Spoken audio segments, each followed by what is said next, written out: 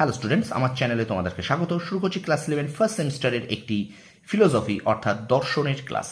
তোমাদের সামনে রয়েছে দেখো রায় মার্টিন উচ্চ মাধ্যমিক প্রশ্ন বিচিত্রার ক্লাস 11 ফার্স্ট সেমিস্টার। আমরা কিন্তু এই প্রশ্ন বিচিত্রা থেকে কিন্তু দর্শনের অধ্যায়ভিত্তিক এমসিকিউ ক্লাস করছিলাম। আজকে আরও একটি অধ্যায়ভিত্তিক এমসিকিউ ক্লাস তোমাদের জন্য নিয়ে এসেছি। প্রথম থেকে শেষ পর্যন্ত ভিডিওটা দেখবে, একটু স্কিপ করবে না। চলো শুরু করে দিই। ক্লাস 11 ফার্স্ট সেমিস্টার রায় মার্টিন প্রশ্ন বিচিত্রা থেকে দর্শনের অধ্যায়ভিত্তিক এমসিকিউ ক্লাস। আমরা আজকে করব দর্শনের অধ্যায়ভিত্তিক এমসিকিউ ক্লাসের আজকে কিন্তু আমরা করব পঞ্চম পর্ব। ঠিক আছে, আজকে আমরা করব পঞ্চম পর্ব। দেখতে পাচ্ছ তো আমরা কোন অধ্যায়টা পড়ছিলাম দর্শন একটু দেখে নিই। আমরা কিন্তু পড়ছিলাম অধ্যায় 2 ভারতীয় দর্শন সম্প্রদায়গুলির শ্রেণীবিভাগ। এই অধ্যায়টা আমরা করছিলাম। কি বললাম? অধ্যায় 2 ভারতীয় দর্শন সম্প্রদায়গুলির শ্রেণীবিভাগ, এই অধ্যায়টা আমরা করছিলাম। আজকে এই অধ্যায়টা শেষ হয়ে যাবে। ঠিক আছে, আজকে আমরা 66 থেকে পড়বো। ঠিক আছে, চলো শুরু করি ক্লাসটি। দেখে নাও। শূন্যস্থান পূরণ করো। ভারতীয় দর্শনগুলির মধ্যে জৈন দর্শনের মোট ড্যাশটি প্রমাণের স্বীকার করা হয়েছে 3টি। আচ্ছা, শূন্যস্থান পূরণ ড্যাশ দর্শন 3টি প্রমাণের কথা স্বীকার করেছে। এদের প্রত্যেকেই হবে জৈন যোগ সংখ্যা প্রত্যেকে। ঠিক আছে, পরের প্রশ্ন। ভারতীয় দর্শনে চরমপন্থী নাস্তিক দর্শন সম্প্রদায়ের সংখ্যা 1টি। পরের প্রশ্ন দেখো। ন্যায়, বৈশাসিক, সংখ্যা, যোগ, মীমাংসা, বেদান্ত এগুলিকে একসঙ্গে বলা হয় স্বরদর্শন। আচ্ছা, বৌদ্ধ দর্শনের প্রতিষ্ঠাতা হলেন গৌতম বুদ্ধ। আচ্ছা, পরের প্রশ্ন। কোন দর্শনে একটি প্রমাণ স্বীকার করা হয়েছে? চারবাক দর্শনে। পরের প্রশ্ন দেখো। বিবৃতি এবং কারণ আছে, তোমরা এটা উত্তরটা দেখে নাও। এ এবং আর উভয়ই সত্য, কিন্তু আর এর সঠিক কারণ ব্যাখ্যা করে না। ঠিক আছে, তাহলে 72-এর বি হবে উত্তর। ঠিক আছে, আমি এগুলো আর পড়ি না যাতে ভিডিওটা বড় না হয় সেই কারণে। ঠিক আছে, দেখো তারপর দেখো। পঞ্চাবয়বী ন্যায় মেনেছেন নৈয়ায়িকরা।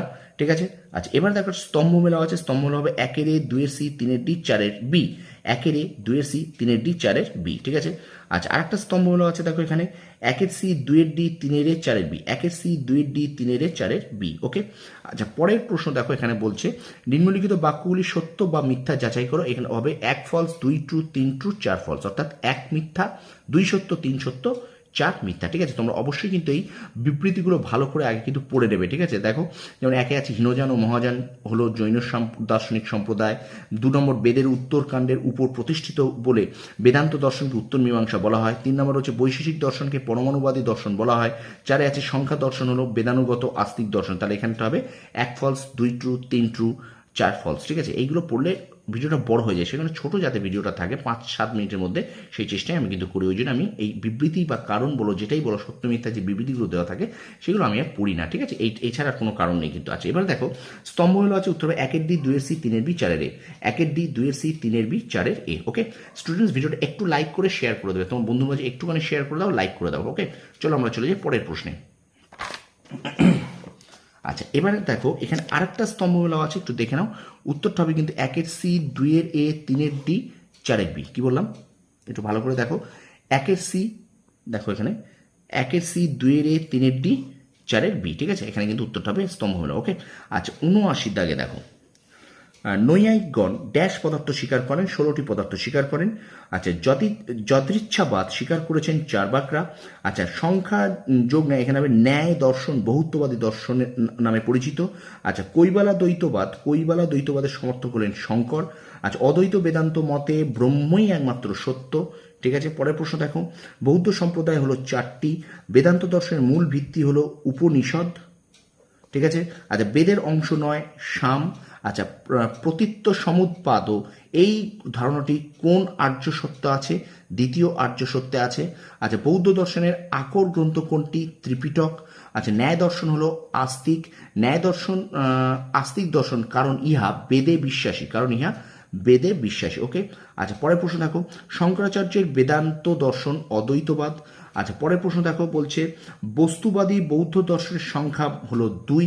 আচ্ছা এখানে আরেকটা স্তম্ভ হলো আছে, দেখে নাও। স্তম্ভ হবে 1-এর ডি, 2-এর সি, 3-এর বি, 4-এর এ।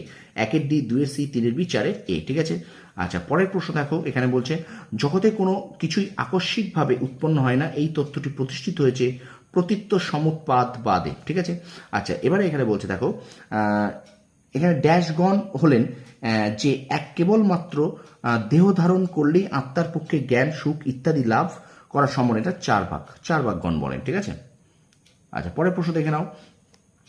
বৌদ্ধ গণ হলে বলেন যে সকল বস্তুই বিজ্ঞান সন্তান মাত্র, ঠিক আছে, বৌদ্ধগণ।